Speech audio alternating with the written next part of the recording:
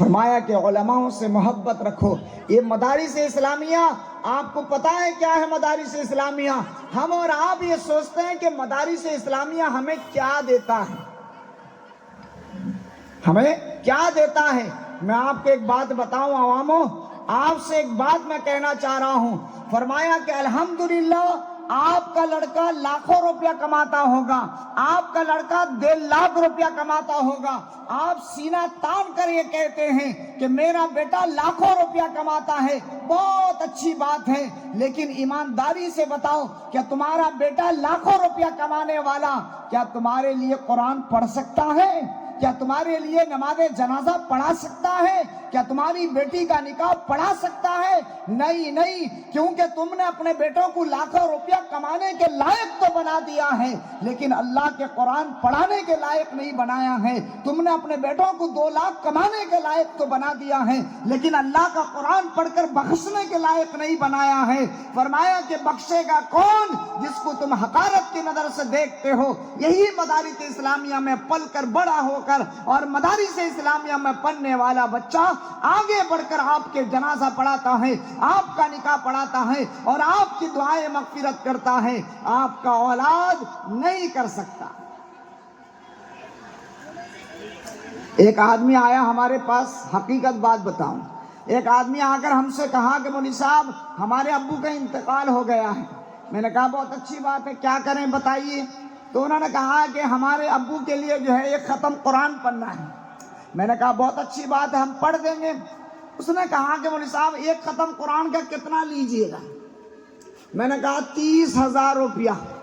ارے کتنا بولا بولو؟ 30,000 روپیہ۔ اس نے کہا مولوی صاحب 30,000 روپیہ؟ میں نے کہا 30,000 روپیہ لیں گے۔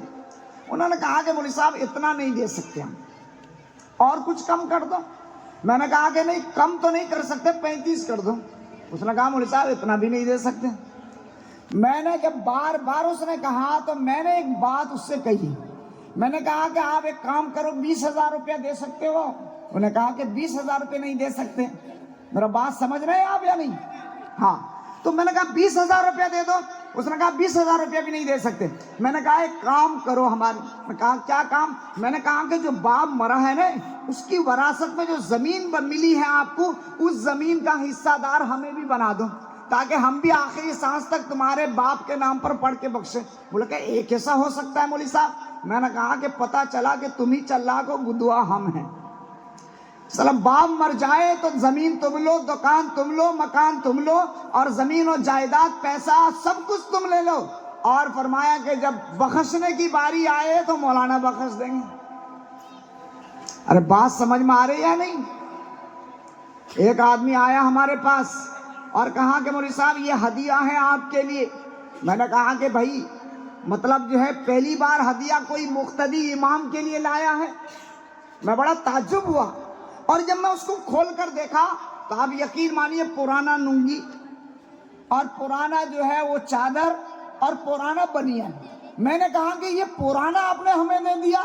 تو انہوں نے کہا کہ نہیں مولوی صاحب ابو کا انتقال ہو گیا اور اس کو جو استعمال کرتے ہوئے ڈر لگتا ہے، ہم نے چاہا کہ چلو مولوی صاحب کو دے آئیں۔ تو ہم نے کہا کہ بات تو آپ نے صحیح کہا ہے۔ میں نے کہا کہ صرف ننگی اور بنیان اور چادر میں بھی ڈر لگتا ہے یا اس مکان میں رہتے ہوئے بھی ڈر لگتا ہے؟ میں نے کہا اس مکان میں رہتے ہوں وہاں ڈر نہیں لگتا ہے؟ کہا کہ نہیں لگتا۔ میں نے کہا جس دن وہ مکان میں بھی ڈر لگے نا تو مولوی کے نام کر دینا۔ کہا کہ مولوی صاحب ایسا تو نہیں ہو سکتا۔ اب بتاؤ تو صحیح